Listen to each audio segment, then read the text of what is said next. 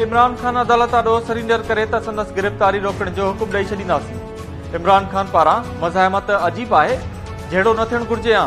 इस्लामाबाद जी मक़ामी अदालत पारां तोशाखाना केस में गिरफ़्तारी वारंट मुअतल करण वारी दरख़्वास्त ते फ़ैसिलो महफ़ूज़ करे छॾियो।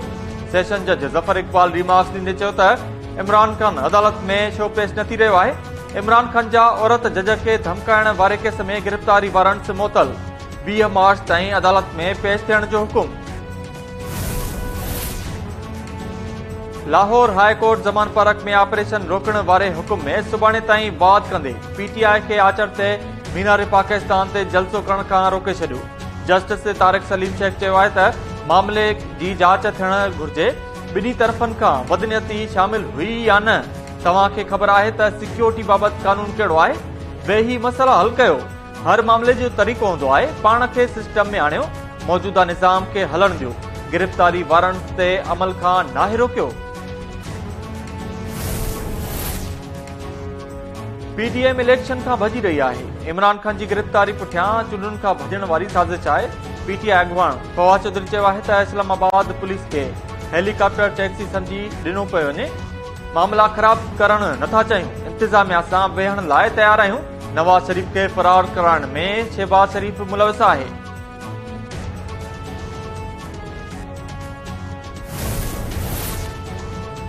हींअर ताईं केतिरियूं उगाड़ियूं थियूं। पैसो केॾांहुं वियो, नैब कहिड़े सूबे में ऐं वफ़ाक़ी हुकूमत खां केतिरो पैसो जमा कयो। ॿुधायो वञे त नैब केतिरी रिकवरी कई ऐं पैसा किथे ख़र्च कया। सुप्रीम कोर्ट नैब खां मुख़्तलिफ़ केसनि में उगाड़ियल रक़म जो हिसाब घुरी वरितो। सुप्रीम कोर्ट नैब कानून में तरमीमुनि ख़िलाफ़ इमरान खान जी दरख़्वास्त ॿुधणी कई। अदालत पारां सरकारी इदारनि, बैंकुनि ऐं अवाम खे वापसि करायल रक़म जा बि तफ़सील ॾियण जी हिदायत। ॿुधणी 4 अप्रैल ताईं मुलतवी।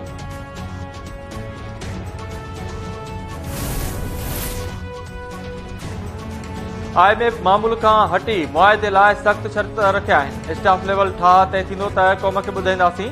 सेनेट में ॻाल्हाईंदे नाणे वारे वफ़ाक़ी वज़ीर इसहाक़ डार चयो आहे त का बि आलमी ताक़त एटमी प्रोग्राम ऐं मिसाइल टेक्नोलॉजी समेत स्ट्रेटेजिक असासनि ते को बि फ़ैसिलो करण ते मजबूर करे नथी सघे।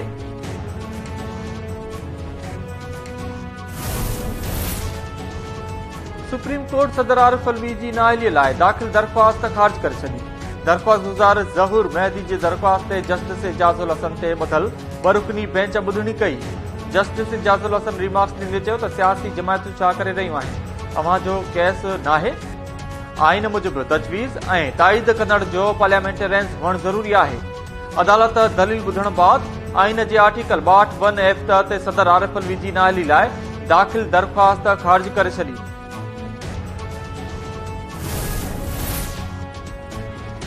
लाहौर में दहशतगर्दी भञडा बाहियूं ॾियण ऐं सरकारी मिल्कियत खे नुक़सान पहुचाइण जे इल्ज़ाम में इमरान खान समेत पीटीआई जे ॿियनि अॻुवाणनि ऐं कारकुननि ते 4 केस दाख़िल। एफआईआर जे मतन मूजिबि विगोड़ कराइण लाइ साज़िश इमरान खान जे हुशी ते कई वई। पीटीआई कारकुननि खे हुकूमत ऐं कानून लागू कंदड़ इदारनि ख़िलाफ़ भड़कायो वियो।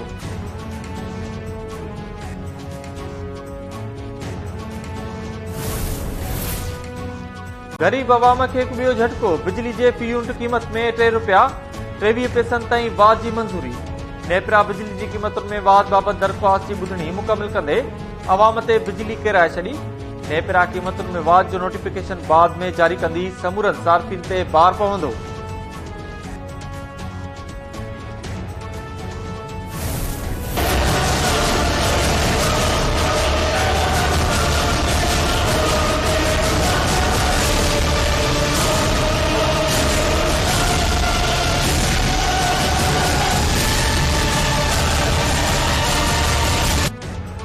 आलमी मार्केट में पेट्रोल 6 सैकड़ो ताईं सस्तो। पाकिस्तान में हुकूमत पेट्रोलियम शयुनि जी क़ीमतुनि में 13 रुपयनि ताईं वाध करे छॾी।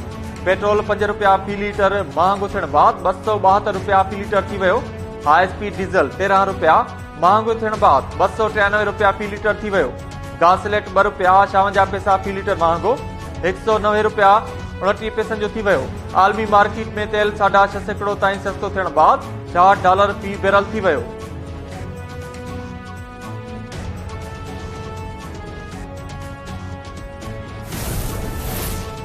Sindh high court Sukkur bench पारां सखर, घोटकी ऐं खैरपुर ज़िलनि जे तबाह थियल स्कूलनि खे 6 महीननि अंदरि तामीर करण जो हुकुम ॾेई छॾियो। जस्टिस सलाउद्दीन पवर रिमार्क्स ॾींदे चयो आहे त जिते स्कूल किरिया या स्कूल जी छत जा चापड़ किरिया त DG planning additional secretary development ऐं ठेकेदार खिलाफ़ एफआईआर दाख़िल कई वेंदी।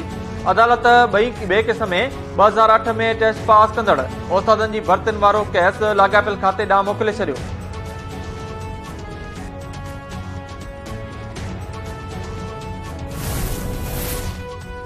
एसपीपी जो डिजिटल आदमशुमारी धारियुनि जी आबादकारी ऐं ॿियनि मसइलनि ख़िलाफ़ सखर खां निकितल पैदल मार्च सुल्तानाबाद में रात अरसण बाद घारो तरफ़ रवानो।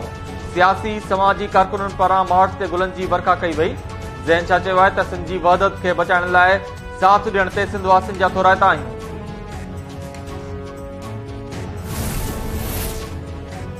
इलेक्शन कमीशन पारां सिंध जे 15 ज़िलनि जे मुख़्तलिफ़ मकानी टकनि ते ॿीहर चूंड लाइ सिक्योरिटी बाबति सिंध हुकूमत खे ख़त।